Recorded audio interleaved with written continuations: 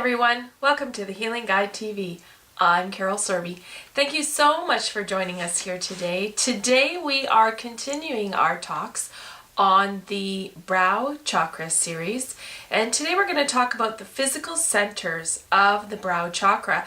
As you're learning throughout these video series, you're learning that a majority of the chakras, excluding the crown, the root, and the foot, but all the other chakras all have what's called a feeling center, which is out in front, and a will center, which is harnessed in the back. So with the brow chakra, your feeling center, which is out here, is this center associated with the capacity to visualize and understand mental concepts.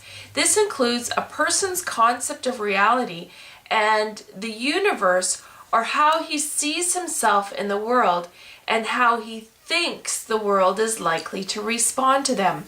A blockage in this center can create confused and negative mental concepts and ideas.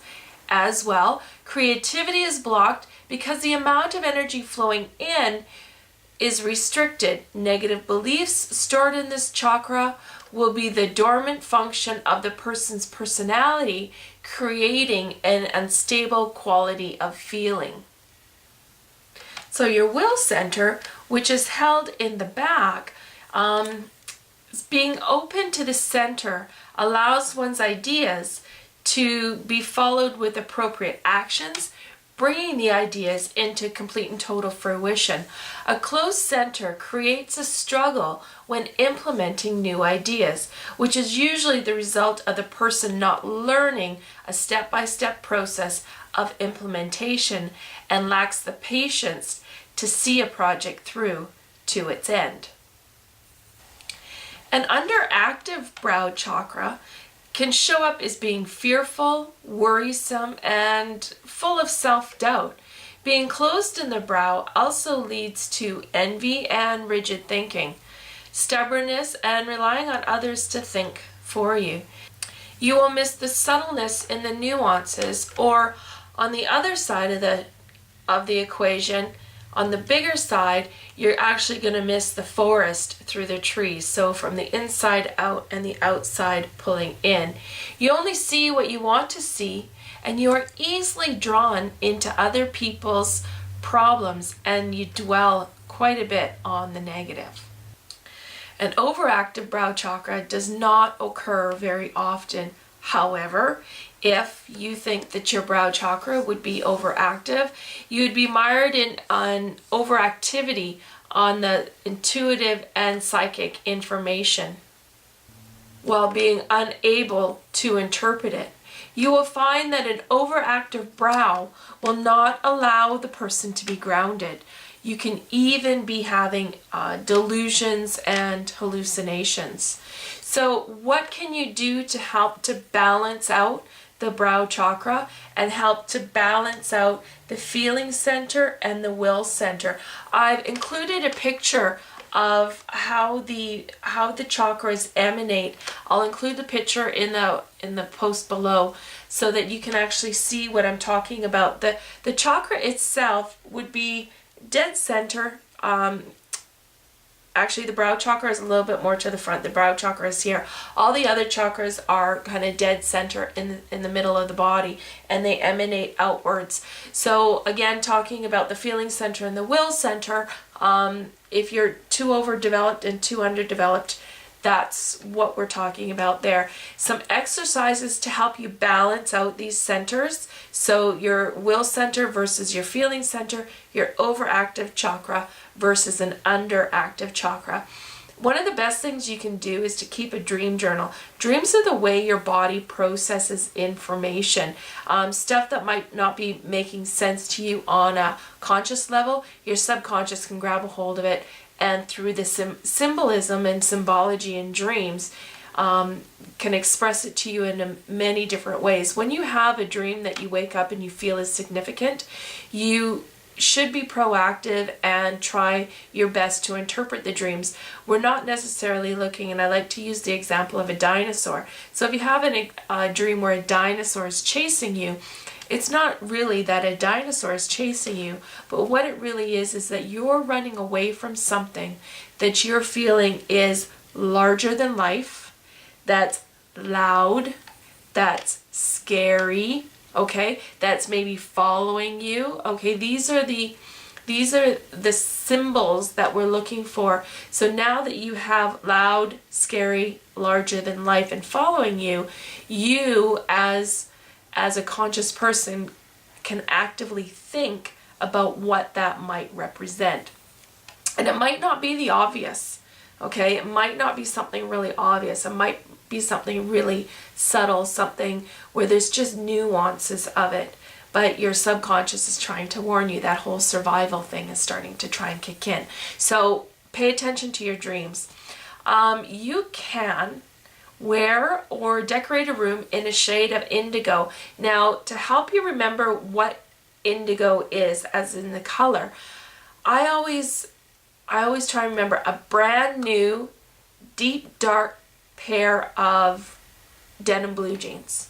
Okay, that color is very close to indigo. So as you're, if you're going to the paint store to look for paint, just keep that color in mind when you're searching out paint. It's not quite blue, it's not quite purple, okay? Allow it to remind you of your intention to develop your third eye. This is another one of my favorites, is to go stargazing. Oh yeah, we have some property, and when we get out there, we got no cell phone, no internet, no TV, no anything. And I love to sit back in my recliner chair and look up at that night sky, that deep, dark, indigo, glorious night sky, and just see all these little stars just twinkling away and just saying, I'm here, I'm here, I'm here. I just think that that's beautiful. Another way to balance out this chakra is to meditate. Now, I know a lot of you are probably quite resistant to meditation, and I get that. I was there for a long, long time. It really does help. For someone that's been there, done that, from me to you, it really does help. Start small. Buy a meditation CD, download one on iTunes. Whatever works for you, and start small. Try and do it, like, if you can do it 10 minutes every second day, start that way, okay?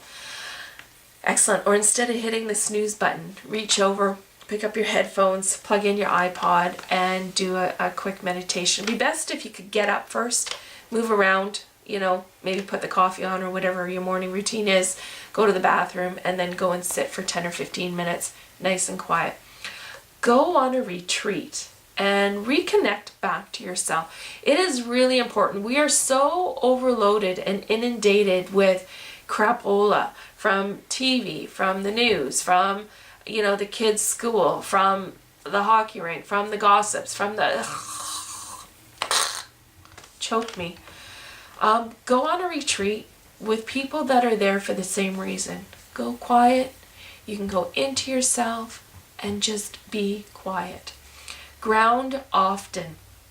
Grounding is huge, huge, huge, huge. Grounding, I have seen, in my energy healing practice, I see probably 85% of the people that I treat are not grounded. They are living up in this world up here, ungrounded. 85% of the treatments I give have to start with me grounding my client. Actually, 100% of the treatments I give, I start with grounding my clients. But 85% of, if I'm at a trade show or something like that, and I'm just working with people, giving them an idea of what energy work is about, 85% of them, it's all about grounding. Ground, ground, ground. So if you're not sure how to ground, I'll offer a link below. You go back one of my earlier videos, foot chakra, root chakra videos, and we'll teach you how to ground, okay? Close your eyes. Systematically relax all your muscles and allow that feeling to penetrate deep into your head. Just that.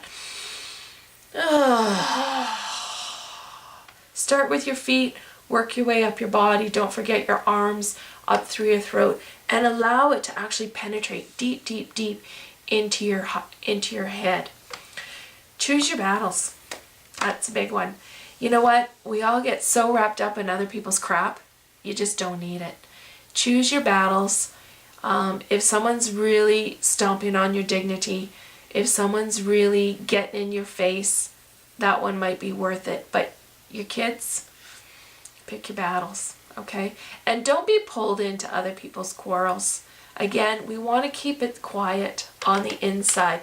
If you got this stuff inside going, well, they said that to them, and they said that to them, and they said that to them, and all that's happening is your monkey mind just keeps going and going, going, going, going, going, going, going, going, going, going, going, going. And if you don't proactively shut it up, okay, it's your monkey mind. It's not your thought center. It's not you. It's this whole desire of your brain to keep itself busy, okay?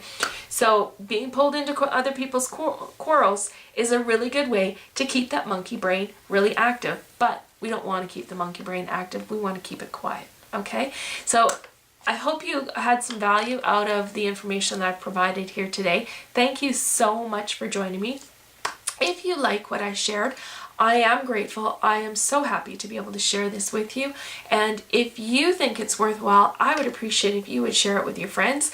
I have all sorts of icons around here to help you share. Pick the one that you like and send it out and let your friends know that I'm out there and I'm looking to help people and I'm looking to share my information with everybody.